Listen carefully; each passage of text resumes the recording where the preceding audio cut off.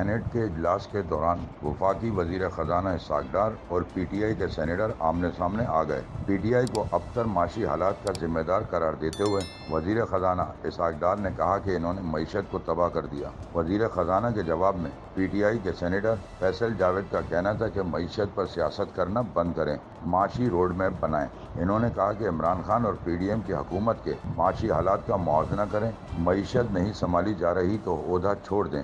فیصل جاوید کو جواب دیتے ہوئے اسحاق ڈار کا کہنا تھا کہ موال نہ ہوگا تو عمران خان کے حکومت سنبھالنے اور چھوڑنے کے وقت تک کا ہوگا۔ وفاقی وزیر کا کہنا تھا کہ ایک جملے میں بتا چکے ہیں کہ پاکستان دنیا کے 24 میں سے 47 میں معیشت بن گیا ہے۔ مزید ویڈیوز دیکھنے کے لیے ہماری ویڈیو کو لائک کریں، سبسکرائب کریں اور بیل آئیکن کو ضرور کلک کریں تاکہ آنے والی ویڈیو آپ تک بآسانی پہنچ سکے۔